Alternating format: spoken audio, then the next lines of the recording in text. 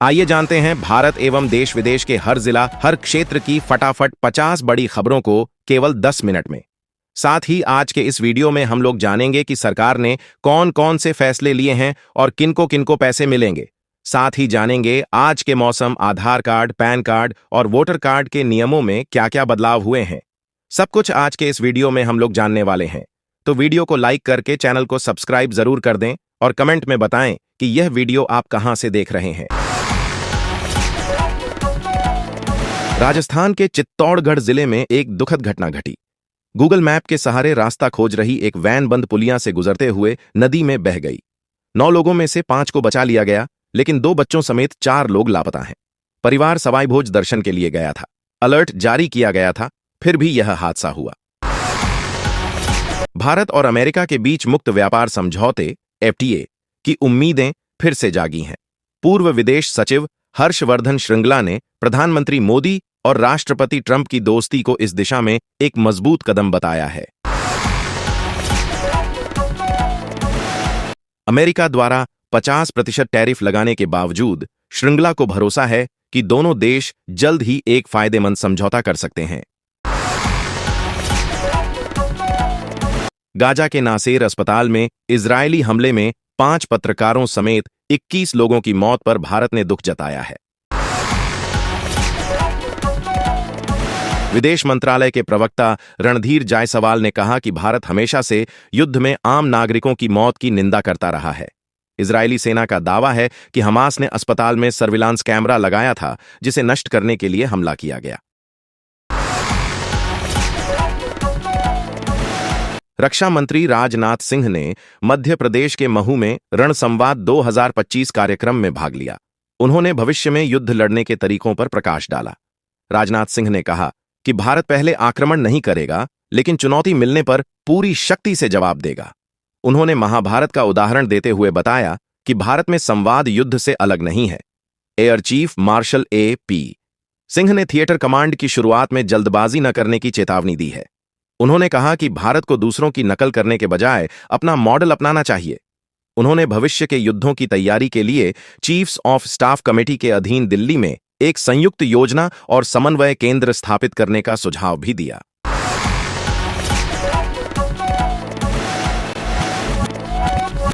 कर्नाटक में दशहरा उत्सव के उद्घाटन को लेकर सियासी घमासान मचा है। राज्य सरकार ने लेखिका बानू मुश्ताक को आमंत्रित किया, जिसका बीजेपी ने विरोध किया। केंद्रीय मंत्री शोभा करंदलाजे ने D.K.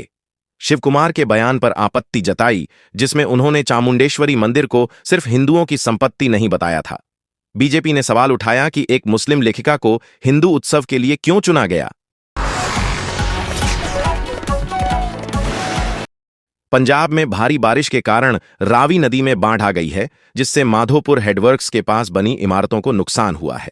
भारतीय सेना ने माधोपुर हेडवर्क्स के पास फंसे CRPF जवानों और नागरिकों को सुरक्षित निकाला है। रावी नदी का पानी बढ़ने से जम्मू कश्मीर बॉर्डर पर स्थित पुलिस नाका हटाया गया। फिजी के प्रधानमंत्री सितिवेनी लिगामामदा रबुका ने कहा कि PM नरेंद्र मोदी में अमेरिकी टैरिफ के दबावों का सामना करने की शक्ति है। नई दिल्ली में ICWA के एक कार्यक्रम में उन्होंने कहा कि उनकी PM मोदी से बात हुई थी और उन्होंने मोदी की ताकत की सराहना की थी। रबुका का यह बयान उनके 4 दिवसीय भारत दौरे के दौरान आया। मुंबई के वसई इलाके में नारंगी रोड पर स्थित रमाबाई अपार्टमेंट का एक हिस्सा ढह गया। 4 मंजिला इमारत का पिछला भाग देर रात गिरा। वसई विरार नगर निगम के अग्निशमन विभाग और NDRF की टीमों ने बचाव कार्य शुरू किया। अब तक 11 लोगों को सुरक्षित निकाला गया है और उन्हें अस्पताल में भर्ती कराया गया है। अमेरिकी सरकार ने भारत पर लगाए गए 25% अतिरिक्त शुल्कों को लागू ऑफिशियल नोटिफिकेशन जारी कर दिया है। अमेरिकी गृह सुरक्षा विभाग DHS ने नए शुल्कों की एक अधिसूचना अपलोड की। अमेरिकी टैरिफ के कारण भारतीय निर्यातक अमेरिका के साथ अपने व्यापार में भारी गिरावट के लिए खुद को तैयार कर रहे हैं। वहीं PM मोदी ने दिया आत्मनिर्भरता पर जोर देने की बात कही है। सुप्रीम कोर्ट ने सभी हाई कोर्ट के रजिस्ट्रार जनरल को यह निर्देश दिया है कि वे अपने चीफ जस्टिस को उन फैसलों का विवरण दें जो 3 महीने तक सुरक्षित रखे गए हों मगर सुनाए नहीं गए। पीठ ने कहा, यह बेहद चौंकाने वाला और आश्चर्यजनक है कि याचिका की सुनवाई की तारीख से लगभग 1 साल तक फैसला नहीं सुनाया गया। मध्य प्रदेश में सरेराह छेड़छाड़ की 2 अलग-अलग घटनाओं में एक वॉलीबॉल खिलाड़ी और एक जैन साध्वी को निशाना बनाया गया। इन घटनाओं में मोहम्मद आसिफ और मोहम्मद ताज नामक 2 आरोपितों को पुलिस ने गिरफ्तार किया है। उधर नर्मदापुरम में 15 वर्षीय प्रदेश स्तरीय वॉलीबॉल खिलाड़ी सहेली के साथ घर लौट रही थी, तभी आरोपित मोहम्मद आसिफ ने उसके साथ छेड़छाड़ की।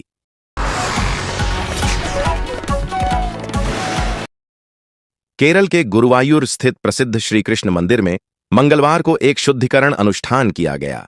यह अनुष्ठान एक गैर हद्दू व्लॉगर द्वारा मंदिर के पवित्र तालाब पर हाल ही में बनाए गए वीडियो के बाद किया गया। कहा गया है कि उसने पवित्र तालाब का वीडियो बनाते समय अपने पैर धोए थे। मंदिर सूत्रों के अनुसार शुद्धिकरण अनुष्ठान के मद्देनजर मंदिर में दर्शन दोपहर 1:30 तक प्रतिबंधित था। माकपा के राज्यसभा सांसद जॉन ब्रिटास ने दिल्ली पुलिस के साथ विदेश सचिव विक्रम मिस्री और पहलगाम हमले के पीड़ितों के परिवार पर हुए ऑनलाइन हमलों के सबूत साझा किए हैं। विदेश मामलों पर संसदीय समिति के सदस्य जॉन ब्रिटास ने मई में केंद्रीय गृह मंत्री अमित शाह को पत्र लिखकर वरिष्ठ राजनयिक पर हुए ऑनलाइन हमलों की जांच की मांग की थी। भारत सरकार ने आयुर्वेद को वैश्विक पहचान दिलाने की दिशा में बड़ा कदम उठाया है। अब से हर साल 23 सितंबर को आयुर्वेद दिवस मनाया जाएगा। पहले यह दिन धन्वंतरी जयंती धनतेरस को मनाया जाता था। सरकार का मानना है कि तिथि तय होने से आयुर्वेद दिवस को एक सार्वभौमिक कैलेंडर पर पहचान मिलेगी और दुनिया भर में इसका व्यापक रूप से आयोजन संभव हो सकेगा। जनरल चौहान ने मंगलवार को मध्य प्रदेश के महू में तकनीक का युद्ध पर प्रभाव विषय पर आयोजित 2 दिवसीय रण संवाद कार्यक्रम का शुभारंभ किया। रक्षा मंत्री राजनाथ सिंह बुधवार को कार्यक्रम को संबोधित करेंगे। इस संवाद में देश की तीनों सैन्य इकाइयों के 450 से अधिक अधिकारी शामिल हुए। सीडीएस ने कहा कि पिछले 2 वर्षों से हम रण संवाद जैसे कार्यक्रम की तैयारी कर रहे थे। पुणे के डॉक्टर गणेश रख अपने अस्पताल में बेटियों के जन्म लेने पर उनके परिवार से कोई फीस नहीं लेते। समाज में बेटियों के प्रति सकारात्मक संदेश देने के लिए वह यह काम पिछले 14 वर्षों से करते आ रहे हैं। उनकी इस सेवा की तारीफ उद्योगपति आनंद महिंद्रा भी कर चुके हैं। बड़ी बात यह है कि वह पिछले 14 वर्षों से ऐसा करते आ रहे हैं। कजाकिस्तान के अलमाटी से दिल्ली जा रहे अस्ताना एयरलाइंस के विमान को मंगलवार सुबह करीब 11 बजे आपात स्थिति में जयपुर अंतर्राष्ट्रीय हवाई अड्डे पर उतारा गया। दिल्ली में खराब मौसम के कारण विमान को वहां उतरने में असफलता का सामना करना पड़ा, जिसके चलते दिल्ली हवाई अड्डा प्राधिकरण ने इसे जयपुर के लिए डायवर्ट किया। इंडिगो का विमान भी खराब मौसम के कारण डायवर्ट किया गया। महाराष्ट्र के पालघर जिले में एक हैरान कर देने वाली घटना सामने आई है। यहां इंस्टाग्राम पर महिला को मैसेज भेजने के आरोप में उसके प्रेमी और उसके साथियों द्वारा कथित तौर पर हमला किए जाने के बाद 24 वर्षीय एक व्यक्ति की मौत हो गई। पुलिस ने मंगलवार को यह जानकारी दी। पुलिस के अनुसार हत्या के सिलसिले में 7 लोगों को गिरफ्तार किया गया है। सुप्रीम कोर्ट की जस्टिस बीवी नागरत्ना ने पटना हाईकोर्ट के मुख्य न्यायाधीश विपुल मनुभाई पंचौली को सुप्रीम कोर्ट में पदोन्नति देने की कॉलेजियम की सिफारिश पर कड़ी असहमति जताई थी। उन्होंने कहा कि यह नियुक्ति न्याय के लिए विपरीत प्रभाव डालने वाली होगी। उन्होंने जस्टिस पंचौली की वरिष्ठता पर भी सवाल उठाया। जस्टिस नागरत्ना ने सुप्रीम कोर्ट में क्षेत्रीय प्रतिनिधित्व के मुद्दे को भी उठाया।